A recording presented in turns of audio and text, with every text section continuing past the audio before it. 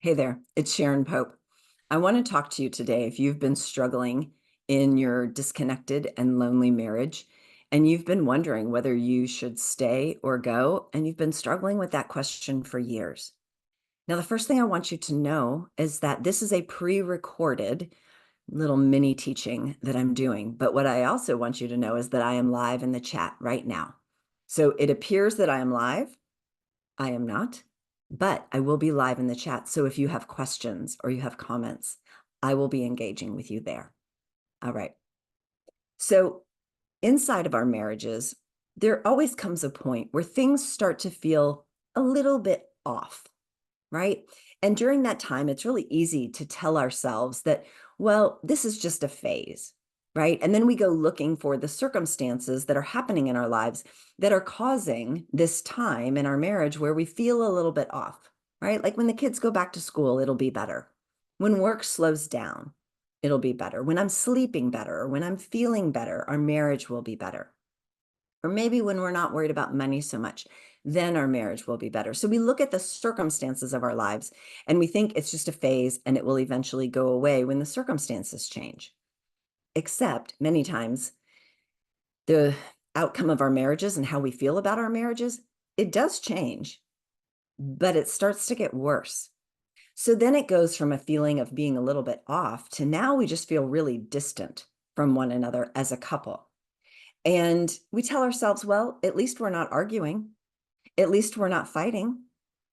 And during that time, we start to notice the things that drive us crazy in our partners a little bit more than normal. We start to get a little bit more irritated.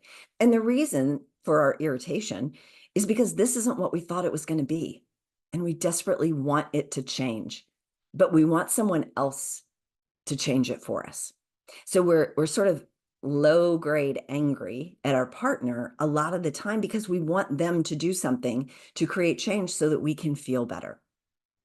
So that's a place of distance. But if we don't do anything about it at that point, then it goes from feeling a little bit off to distant to, I don't know if I can do this forever.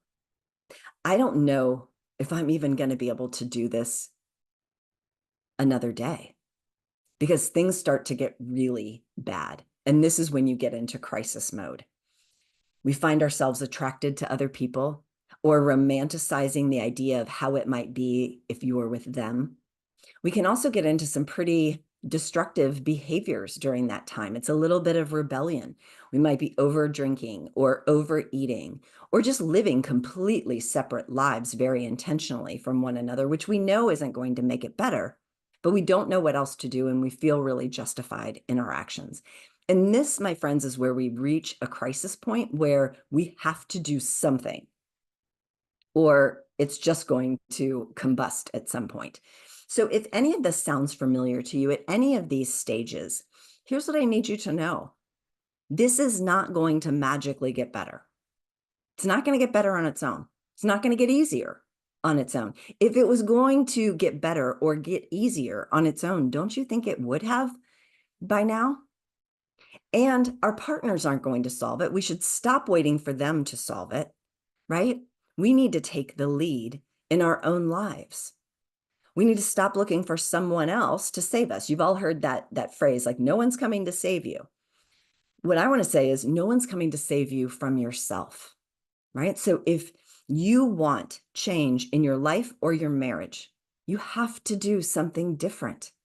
And you have to be willing to be the lead in your own life and not pass it off to someone else saying, I hope you lead me where I want to go, because if you don't, I'll just be mad and angry at you all the time, right? We have to become the leader of our own lives. There's a quote that I heard recently, and I heard it from Emmanuel Acho. He said, if you want to create real change in your life, little things done well make big things happen. And I thought, that's it.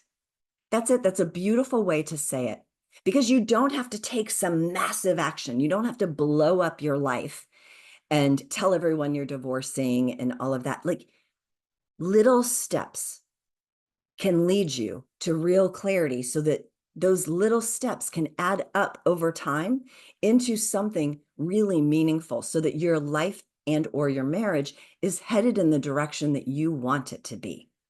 So I hope that you will join me at my free event. It is from September the 9th to the 12th. It's called The Disconnected Marriage, and you can find out more about it at thedisconnectedmarriage.com. Now, I'm going to tell you something. Lots of people are going to sign up for this event because it's a free event, and lots of people won't show up for it. Here's what I need you to know.